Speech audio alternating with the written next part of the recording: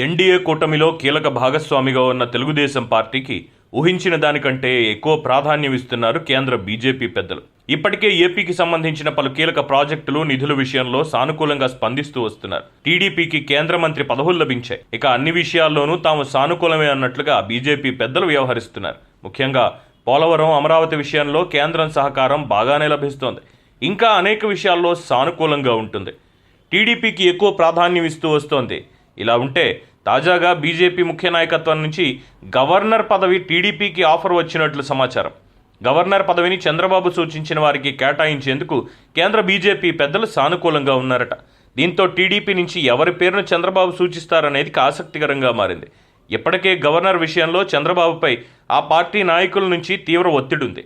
ఈ పదవి కోసం చాలామంది పోటీ పడుతున్నారు. దీంతో చంద్రబాబు ఎవరి పేరును ఫైనల్ చేస్తారనేది ఎవరికీ అంతుపట్టడం లేదు.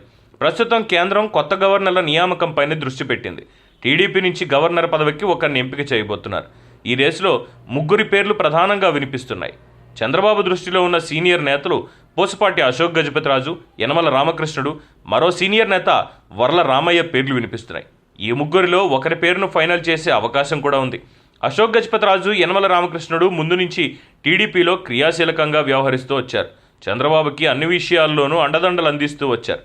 ఇక అశోక్ గజపతిరాజు కేంద్రంలోనూ టీడీపీ తరఫున మంత్రిగా చేశారు. ప్రస్తుతం ఇద్దరు నేతలు మొన్నటి ఎన్నికలకు దూరంగానే ఉన్నారు. అశోక్ గజపతిరాజు, యనమల రామకృష్ణుడు ఇద్దరిలో ఒకరికి గవర్నర్గా అవకాశం ఇచ్చే ఛాన్స్ ఉన్నట్టు పార్టీ వర్గాల్లో ప్రచారం జరుగుతోంది. అయితే గతంలో రాజ్యసభ అభ్యర్థుల ఖరారు విషయంలో చివరకు వర్లరామయ్య పేరు వినిపించడం, ఆ తర్వాత మరొకరికి ఆ అవకాశం దక్కడంతో గతంలోనే గవర్నర్ పదవి విషయంలో వర్లరామయ్యకు చంద్రబాబు హామీ ఇచ్చారు. దీంతో ఇప్పుడు ఈ ముగ్గురు నేతల పేర్లను పరిశీలిస్తున్నారట. వీరిలో ఒకరి పేరు ఫైనల్ చేసే అవకాశం కనిపిస్తోంది.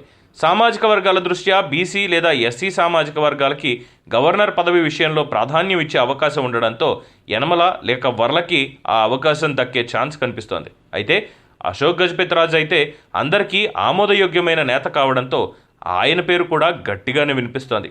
మరి ఈ విషయంలో చంద్రబాబు నిర్ణయం ఏ విధంగా ఉంటుందనేది తేలాల్సింది.